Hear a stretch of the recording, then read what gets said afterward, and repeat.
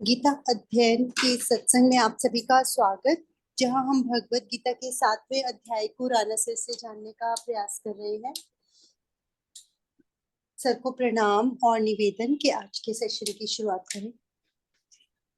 ओम वसुदेव सुतं देवं कंस चाणूरमर्दनम देवकी परमानंदम कृष्णं वंदे। सभी को बहुत बहुत प्रणाम। हम गीता जी के 7वें अध्याय पर चर्चा कर रहे हैं, जिसमें भगवान जी अर्जुन को अपनी महिमा बता रहे, क्योंकि उन्हें भगवान जी ने अर्जुन से कहा था कि मैं तुम्हें अपना जो स्वरूप है वो समग्र रूप से बताऊंगा, ज्ञान विज्ञान सहित, जिसे जानने के बाद तुम्हें कुछ और जानना शेष नहीं रहेगा। तो भगवान जी फिर अर्जुन को अपने वैभव, ऐश्वर्य, अपने स्वरूप, उसके बारे में एक के बाद एक श्लोक में बताते जा रहे हैं।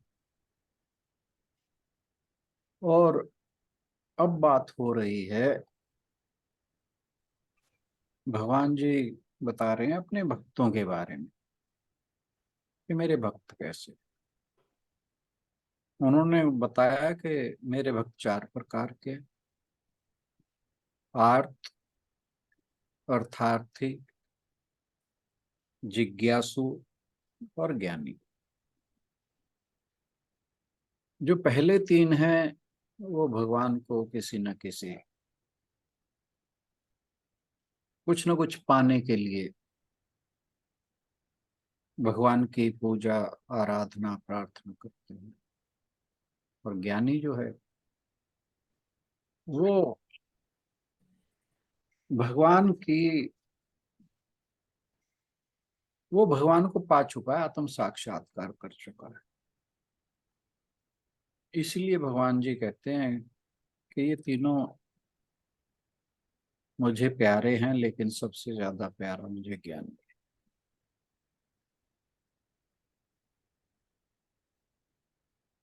और इसके बाद वो बताने वाले हैं कुछ और इन भक्तों के बारे में, जिसके बारे में हम आज 18वें श्लोक में चर्चा करेंगे। इससे पहले कि हम चर्चा शुरू करें, आशु बहन से लोग श्लोक पढ़ते हैं। जी सर। उदाराः सर्व एवैते ज्ञानी त्वात्मैव मे मतम् आस्थितः स हि युक्तात्मा मामेवानुत्तमां गतिम्। निसंदेह ये सब उदार चेता व्यक्ति हैं, किंतु जो मेरे ज्ञान को प्राप्त है उसे मैं अपने ही समान मानता हूँ। वह मेरी दिव्य सेवा में तत्पर रहकर मुझ सर्वोच्च उद्देश्य को निश्चित रूप से प्राप्त करता है। तो भगवान कहते हैं कि उदारा सर्व एवैति ज्ञानी तत्वात्मयि में मतम। ये मेरा मत है कि ये सब उदार हैं। और ये नेक मन वाले हैं। उदारता यानी उत्कृष्टता। संस्कृत में एक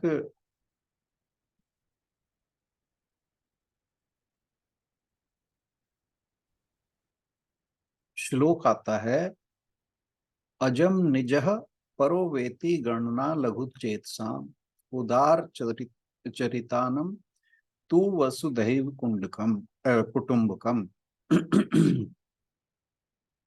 कि संपूर्ण मानवता की आध्यात्मिक एकता, संपूर्ण विश्व या वसुधा को कुटुंब या परिवार बनाती है।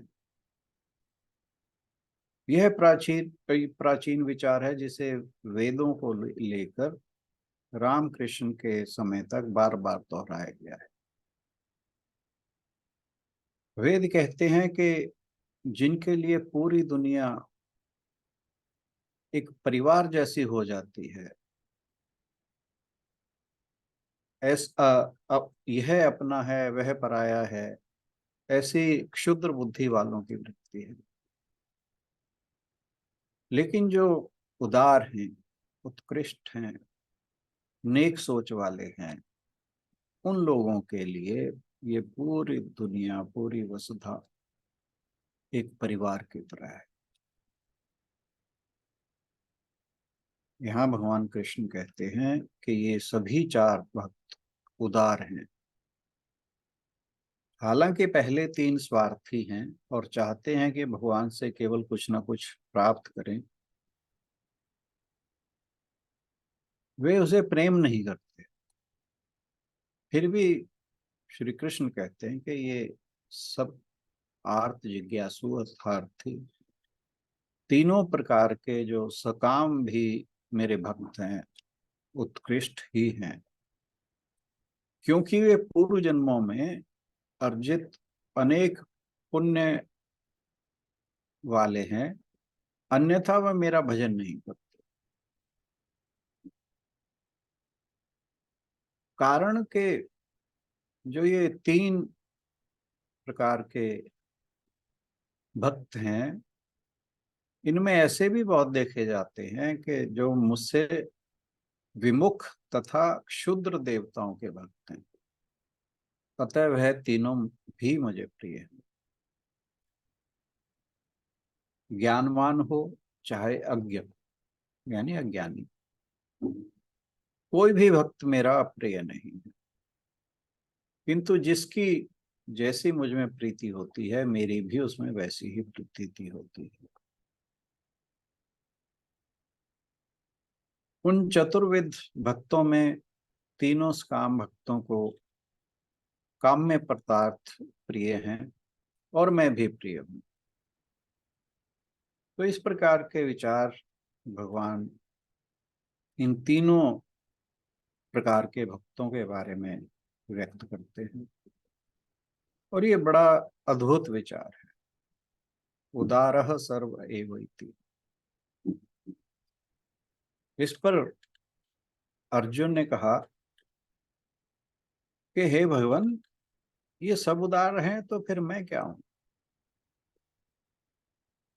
तो भगवान क्या कहते हैं, ज्ञानी तो आत्माई नहीं मतलब, कि जो ज्ञानी है, जहां तक ज्ञानी का सवाल है, वो तो मेरा ही आत्म स्वरूप है।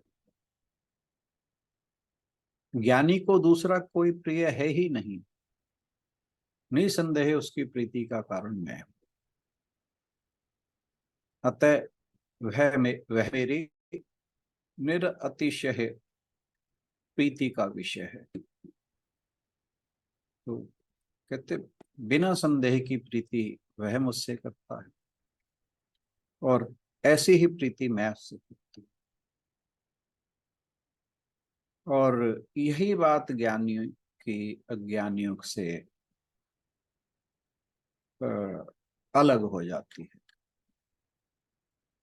आस्थितः स ही युक्तात्मा मामेव अनुत्तमं गतिम्। ज्ञानी दृढ़ है, वह सर्वोच्च लक्ष्य के रूप में मुझ में ही स्थित है। यह शुद्ध ज्ञानी, यह शुद्ध भक्त की स्थिति है। रामकृष्ण परमहंस ने इस बात पर कहा था, शुद्ध भक्ति और शुद्ध ज्ञान एक ही है, वहां सारे भेद मिट जाते हैं, बस केवल परमात्मा है। यही सर्वोच्च ज्ञान और भक्ति का स्वभाव है, और ये बहुत बड़ा सत्य है। ज्ञानी तो ज्ञान स्वरूप है ही, प्रभु की आत्मा ही है। उसके और ज्ञानी के बीच में किसी तरह का व्यवधान नहीं, किसी तरह की बात नहीं। अब देखो कि भगवान ने जो कहा है इसका अर्थ क्या है। वे कहते हैं ज्ञानी जब मुझसे प्रेम करता है तो मेरे और अज्ञानी के बीच में कोई भेद नहीं रहता, कोई अर्थ नहीं रहता, दूसरी कोई वस्तु नहीं रहती, दूसरा कोई प्रयोजन नहीं रहता, ना ही कोई व्यवधान यानी बाधा नहीं रहती। अत्यर्थम यानी अर्थम अतिक्रम्य। यहां भगवान ने अत्यंत नहीं कहा, तो अत्यंत भी वो कह सकते थे, लेकिन अत्यर्थम का प्रयोग किया है उन्होंने कहा। तो यहाँ पर जो कहा है इसका अर्थ है कि उसमें कोई दूसरी वस्तु या कोई दूसरा प्रयोजन नहीं रहता, इसीलिए उन्होंने अत्यंत की बजाय यहाँ अत्यर्थम कहा। भगवान भी ज्ञानी से प्रेम करते हैं, परंतु भगवान और ज्ञानी के बीच में कोई दूसरा अर्थ नहीं है। ज्ञानी और भगवान का प्रेम अभेद प्रेम है, कोई अंतर नहीं है, किसी प्रकार का डिफरेंस नहीं है। ज्ञानी आत्मा है, इसलिए जैसे आत्मा प्रिय है वैसे ही भगवान को ज्ञानी प्रिय है। जो ज्ञानी हो जाता है उसकी क्या पहचान है? उसकी पहचान है वासुदेव सर्वम इति माम प्रपद्यन्ते। तो सब कुछ वासुदेव है, यह ज्ञान उसे हो जाता है।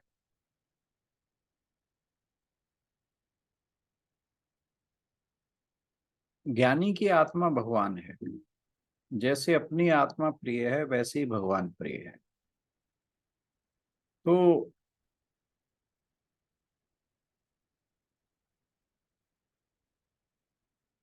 भगवान कहते हैं कि ये जो चारों प्रकार के भक्त हैं ये सब के सब उदार हैं। तो कुमार संभव में आता है कि उदार किसे कहा है? कि जो अपनी शक्ति से अधिक दान करे उसका नाम उदार है। फिर भक्त लोग उदार कैसे हैं? उदार ऐसे हैं कि दूसरी चीज नहीं चाहते। वे भक्ति इसलिए नहीं करते कि कोई वस्तु हमें मिले, बल्कि उन्हें कुछ भी नहीं चाहिए, अर्थ नहीं चाहिए, ज्ञान नहीं चाहिए, उन्हें केवल परमात्मा चाहिए। उस उनकी विशेषता क्या है कि उनके पास कोई दूसरा है कि कहो तुम्हारा हम दुख दूर कर देंगे, वो कहते हैं नहीं, हमारा परमात्मा हमारे पास है, वो हमारे दुख दूर करेगा। वो कहते हैं कि हम ये दुख सह लेंगे, लेकिन किसी दूसरे के हाथ द्वारा सुख नहीं चाहिए। तो इस प्रकार वे सर्वस्व का त्याग कर देते हैं। किसी भक्त के पास एक सेठ आया और बोला कि चाहे जितना धन ले लो, तो भक्त ने कहा माफ करो सेठ जी, जिसने तुम्हें दिया है वो क्या कहीं चला गया है? हम भी उससे ले लेंगे, तो लेकिन तुमसे नहीं लेंगे। इसी प्रकार कहते हैं कि एक राजा था, उन्हें रास्ते में कहीं घूमते हुए एक फकीर मिल गया, उससे वो बड़े प्रभावित हुए और राजा उस फकीर को अपने घर ले आया। उसने कहा कि महात्मा जी, आप जो चाहेंगे, जिस प्रकार की सेवा चाहेंगे हम करेंगे। तो शाम को जो संत जी थे वो वहां बैठ गए उनके राजा के घर में। तो शाम को जब राजा बैठे तो भगवान से प्रार्थना करने लगे कि हे भगवान, हमारा राज्य और बढ़ा दो, हमारी संपदा बढ़ा दो, हमारी सैन्य शक्ति बढ़ा दो, हमारी उम्र बढ़ा दो। अब जब राजा ये प्रार्थना कर रहा था तो महात्मा जो थे वो भी कहीं पास ही बैठे थे, उन्होंने ये सारी बातें सुन ली और अपना कमंडल उठाया और चलने लगे। राजा बोला कि महाराज आप क्यों जाते हैं? फकीर ने उत्तर दिया कि अरे मैं तो समझता था तू राजा है, लेकिन तू तो खुद भिखारी है। जिससे तू मांगता है हम भी उससे ही मांग लेंगे, तुझसे क्यों मांगे। तो ये उदारता है, दूसरे से ना मांगना, सब कुछ त्यागने के लिए तैयार है। इसीलिए भगवान कहते हैं ज्ञानी तवात्मयि मे मतम, ये मेरा मत है। बहुत दृढ़ता पूर्वक कहते हैं।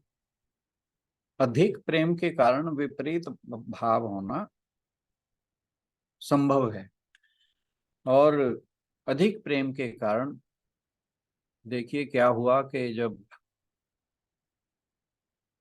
भगवान कृष्ण गुरु दरबार में शांति का प्रस्ताव लेकर पहुंचे, तो वहाँ, हाँ वहीं की बात, तो वहाँ जब दुर्योधन ने कहा कि आप मेरे यहाँ प्रसाद ग्रहण कर लीजिए, भोजन कर लीजिए, तो भगवान ने मना कर दिया कि भोजन जो है अगर मित्र हो तो उसके यहाँ करना चाहिए, भूख लगी हो तब करना चाहिए। और एक बात और कही तो मुझे याद नहीं है, तो भगवान कहते हैं कि ना तू मेरा मित्र है, ना मुझे अभी भूख है।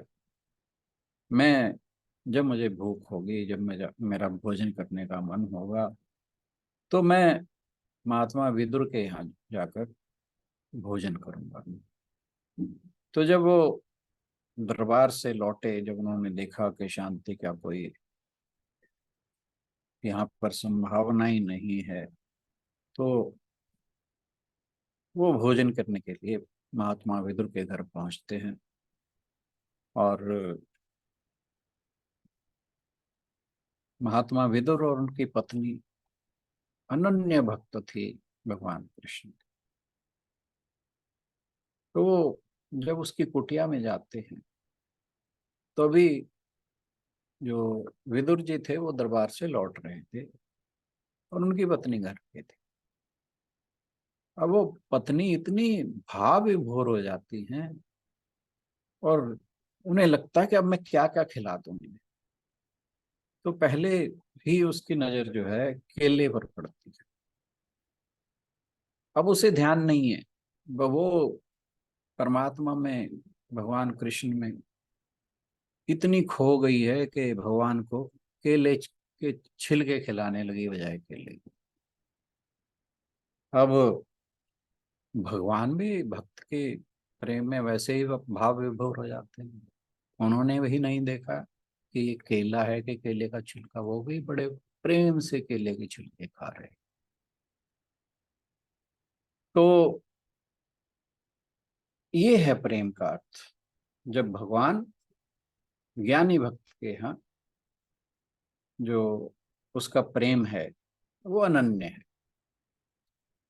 और इसी प्रेम के कारण भगवान जो है देवकी के पुत्र हो जाते हैं। तो यदि जो आत्मा है वही ज्ञान रूपी आत्मा का शरीर ही बन जाए, तो फिर इसमें क्या आश्चर्य है। आत्मा ही सबसे प्रिय होती है, इसीलिए इसे जानने, मनन और निधिध्यासन करने के लिए श्रुतियां आदेश देती हैं।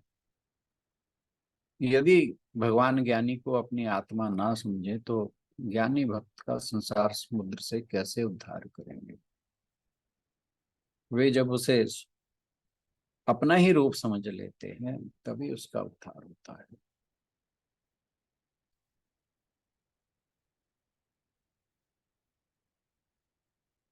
तो भगवान जी से फिर अर्जुन ने कहा कि प्रभु, आप ये जो बार बार कह देते हो कि ज्ञानी मेरी आत्मा है, इसका क्या मतलब है। तो भगवान बोले कि बात यह है कि ज्ञानी की जो आस्था है वो मेरे अलावा किसी के ऊपर नहीं है। वह मुझे ना तो आर्त, ना जिज्ञासा, और ना ही अर्थात अर्थ प्राप्ति के लिए प्रेम करता है। वह तो मेरे पास मेरे लिए आता है। मामेव अनु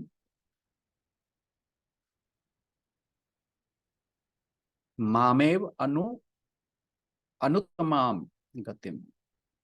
इसका मतलब है क्योंकि वो युक्त आत्मा है। एक बार अर्जुन को ख्याल आया कि सबसे बड़ा प्रेमी भगवान कृष्ण का मैं हूं। तो जब उसे ख्याल आया, भगवान जी जान गए। भगवान जी अगले दिन कहते हैं चलो यमुना तक तट पे टहलने चलते हैं। और वहां देखते कि एक पर्ण कुटी है जिसके अंदर एक बुढ़िया वृद्धा तपस्या कर रही है। और अर्जुन ने देखा, नहीं, भगवान ने अर्जुन से कहा कि जाओ देख के आओ कि कुटिया में कौन है। और अर्जुन जब अंदर जाता है तो देखता है एक वृद्धा बहुत मग्न होकर तपस्या कर रही है। लेकिन साथ ही उसने देखा कि उस कुटिया में एक तलवार लटकी है। अब उससे रहा ना गया कि ये माता जो है वैसे तो तपस्या में लीन है, लेकिन इसने तलवार क्यों रखी है। उससे रहा ना गया। उसने कहा, माता तुम इतनी बड़ी तपस्विनी हो, तो ये तलवार तुमने किस लिए रखी है। वो माता बोली कि अर्जुन और द्रौपदी का सिर काटने के लिए। तो उसने कहा, क्यों माता, उन दोनों ने ऐसा क्या अपराध किया है। तो वो जो बुढ़िया होती है वो बोलते हो अपराध पूछते हो। कहते अगर द्रौपदी उस सभा में नग्न हो जाती तो क्या होता, उसकी इज्जत ही तो जाती। उसने अपने आप को बचाने के लिए हमारे प्यारे कृष्ण को जब उसका आवाहन किया तो वो द्वारका से भोजन छोड़कर नंगे पांव दौड़कर उन्हें इतनी दूर आना पड़ा। बहुत तकलीफ दी है उसने हमारे कृष्ण को। तो अर्जुन ने कहा, फिर अर्जुन से क्या दिक्कत है। तो कह रहे, अर्जुन से मुझे इसलिए गुस्सा है कि महाभारत के युद्ध में रथ पर हमारे प्यारे कृष्ण को बिठा दिया सारथी के रूप में और खुद पीछे बैठ गया। अगर हमारे कृष्ण को किसी का बाण लग जाता तो क्या हो जाता, अर्जुन हार जाता तो क्या था, उसे राज्य नहीं मिलता तो क्या था, युधिष्ठिर राजा ना होते तो क्या थे, क्या बिगड़ जाता दुनिया का। उसने अपने स्वार्थ के लिए हमारे कृष्ण को इतनी तकलीफ दी। जब उस बुढ़िया की बातें सुनी, अर्जुन के होश उड़ गए। उसने सोचा कि मैं तो ये सोचता था कि मैं ही भगवान को का सबसे बड़ा भक्त हूँ। तो ये बुढ़िया तो मेरे से बहुत ऊपर है।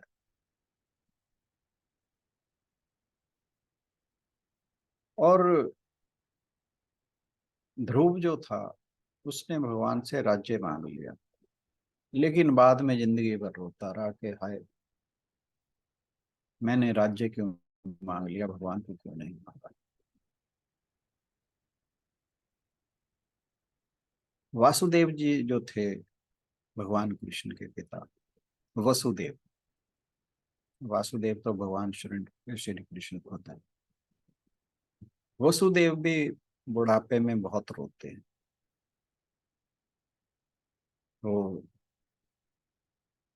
इस बात के लिए कि मैंने भगवान को पुत्र के रूप में प्राप्त करने की कामना की, भगवान को पाने की कामना क्यों नहीं की?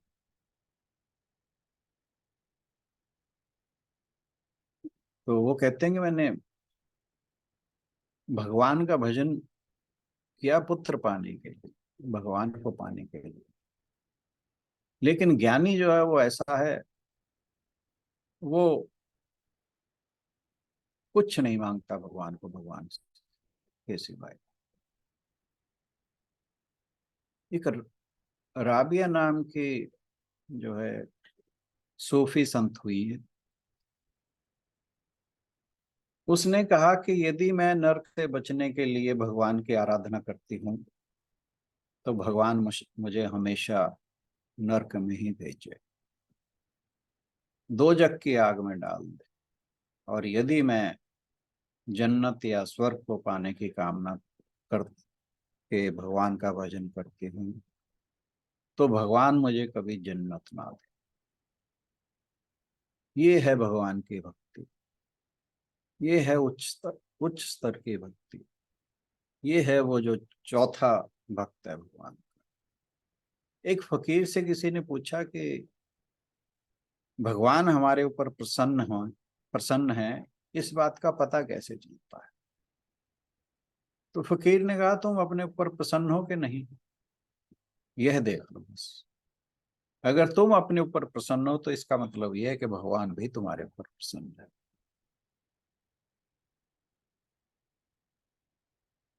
जो भगवान है वो हृदय, मनुष्य के हृदय में बैठकर ही प्रसन्न होते हैं। अतः जिस मनुष्य के ऊपर वे प्रसन्न होते हैं उसका हृदय प्रसन्न हो जाता है। यही भगवान के प्रसाद की रीत है। अगला श्लोक जो है वो एक अद्भुत विचार देता है कि आपको ये उच्चतम दृष्टिकोण प्राप्त कैसे होता है। इसके लिए कई जन्मों तक काम करना पड़ सकता है, हर बार संघर्ष पर संघर्ष करना पड़ता है, फिर अंततः मनुष्य उस अवस्था तक पहुंच जाता है। यह तुरंत नहीं आता, ये कोई जादू नहीं है कि कोई भी उस अवस्था में पहुंच जाता है, उसके लिए बहुत संघर्ष है। इसके बारे में हम चर्चा करेंगे कल के श्लोक में, श्लोक नंबर 19। आज के लिए इतना ही। बहुत बहुत धन्यवाद। धन्यवाद सर, एक और खूबसूरत व्याख्या आज के श्लोक की करने के लिए। किस एंगल तक भगवान के भक्त जा सकते हैं वो हम इमेजिन भी नहीं कर सकते। हम तो सब हमेशा अपने लिए सोचते हैं, और ऐसे भक्त भी हैं जो ये सोचते हैं कि भगवान जी को कष्ट क्यों दिया, है ना? नहीं, अपने आप को कम क्यों आंकना? कि कम नहीं सोचना, आंकते हैं, बट सोचना ही तो है हमें। जब सोचना है तो फिर कम क्यों सोचना, है ना? ये सोचो कि हमने ज्ञानी भक्त हैं, बाकी भगवान जी की मर्जी। सोच तो हम कम क्यों रखें? अपना आकलन हम खुद ही कम क्यों करें? भगवान अगर मान लो आपको कोई रिपोर्ट कार्ड दे के इसमें भर लो अपने बारे में, आप क्या भरोगे? मैक्सिमम ही तो दोगे अपना, अपने को मैक्सिमम नंबर दे के भेजो। किसी और को पूछना नहीं कुछ। अपना ग्रेड जो है आप बेस्ट लिखोगे। तो फिर भगवान के रास्ते में, इस आध्यात्मिक यात्रा में अपने को कम क्यों आंकना?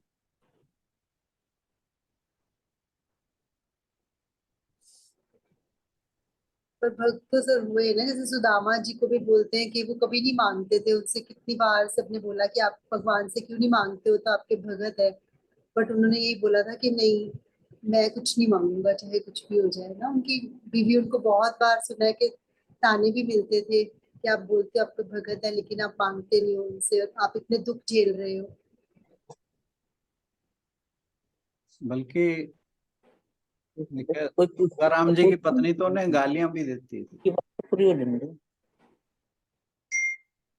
कि भगवान को भी गाली देती थी वो, तुकाराम को भी देती थी। तो भक्त तो एक से एक हुए हैं, उनके बारे में कुछ नहीं कहा जा सकता।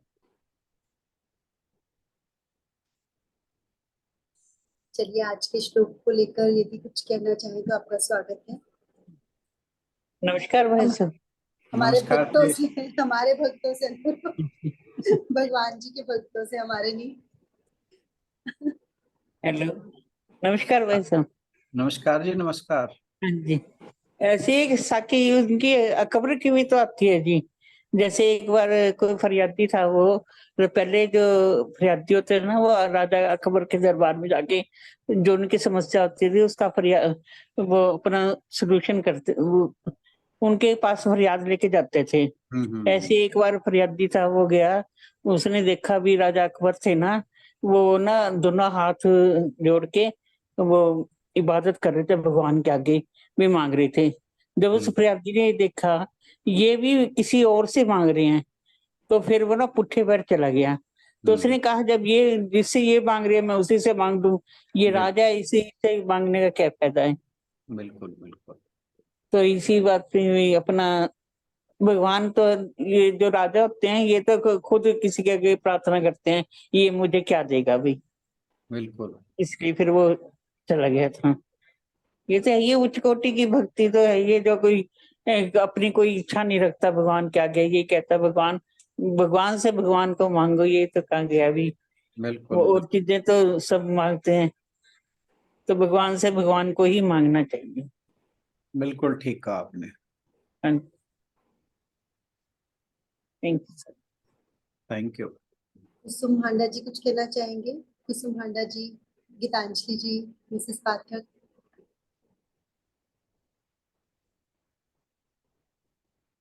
सब अपने आप को सोच रहे हैं क्या? हम क्या करते हैं?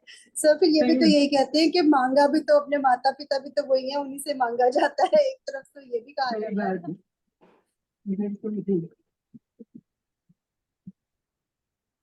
Hariom sir, Hariom everyone. Sir, वो एक गाने की ना दो लाइनें याद आ गई मुझे।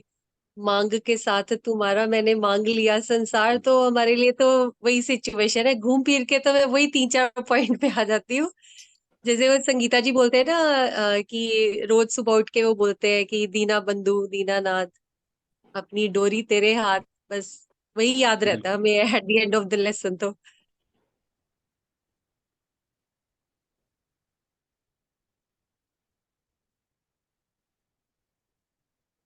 मांगने की बात जहां तक आती है ना, वो फिर स्वार्थ आ जाता है हमारा, और स्वार्थ आ गया तो फिर वो जो श्लोक है, कर्मण्येवाधिकारस्ते मां फलेषु कदाचन, तो वहां फिर गड़बड़ हो जाती है हमारी। तो भगवान को ही मांगो तो सब कुछ मांग लिया। वो जैसे एक कहानी है कि एक राजा ने दरबार लगाया और कहा कि कल मैं दान के लिए अपना खजाना खोलूंगा, जिसको जो चाहिए, जो मांगेगा, जो भी, उसको वही मिलेगा। तो लोग, कोई सोने के बोरे भर के ले गया, कोई चांदी का ले गया, कोई हीरे मोती ले गया, कोई अनाज ले गया, कोई कुछ ले गया। तो एक बच्चा जाता है, वो जाकर उस राजा की गोदी में बैठ जाता है। अब राजा ने देखा, जब ये मेरी गोदी में बैठ गया, उसने उसे अपना पुत्र बना लिया।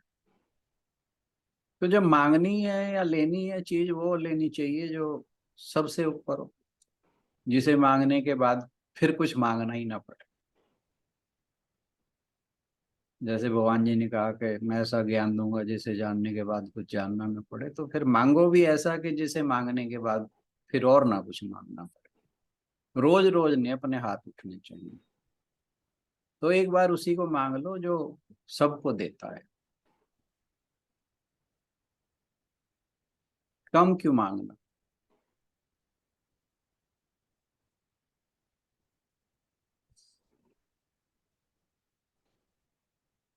कोई और?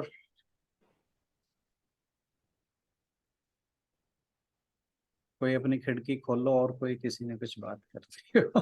कोई और खिड़की खोलो।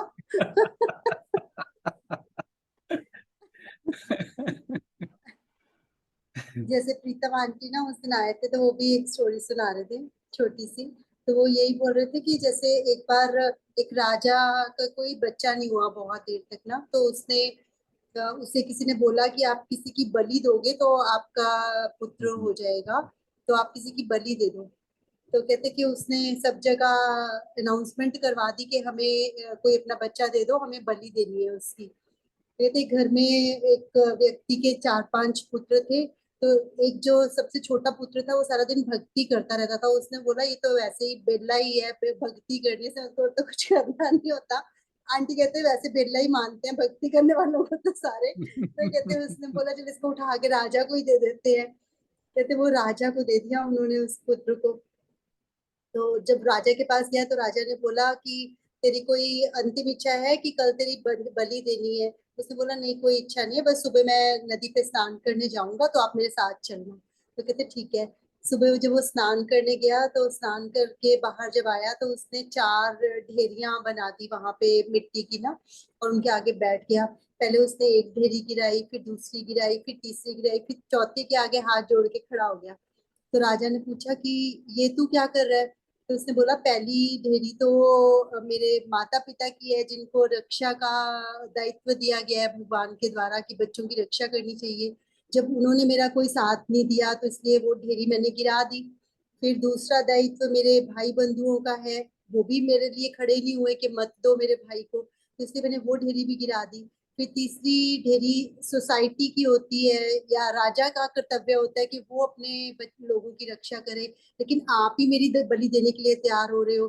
तो अब सिर्फ एक परमात्मा का ही मेरे को अवलंबन बचा है, मैं उन्हीं की शरणागत हूँ, वही जो चाहे वैसा करेंगे। तो कहते राजा ने सोचा जब ये इतना ज्यादा समझदार है, ज्ञानी है, तो मैं कल को बच्चा पैदा करूंगा, वो तो पता नहीं कैसा मूर्ख निकलेगा, कोई गारंटी नहीं है कैसा होगा, तो क्यों ना मैं इसे ही अपना बच्चा बना लूं। कहते फिर उसने उसी को अडॉप्ट कर लिया और उसे अपना बेटा बना लिया। तो वो स्टोरी भी बड़ी अच्छी लगी कल। चलिए इसी के साथ फिर समापन की ओर बढ़ते हैं। ओम पूर्णमदः पूर्णमिदं पूर्णात् पूर्णमुदच्यते पूर्णस्य पूर्णमादाय पूर्णमेवावशिष्यते। ओम शांति शांति शांति। हरि ओम। सभी को बहुत बहुत प्रणाम, और आज के सत्संग में आने के लिए बहुत बहुत धन्यवाद। Thank you everyone. सभी की ओर से राणा सर का भी बहुत बहुत धन्यवाद। कल मिलते हैं भगवत गीता के अगले श्लोक के साथ। Thank you everyone. Hariom. Hari ओम। हरि ओम जय हरि ओम।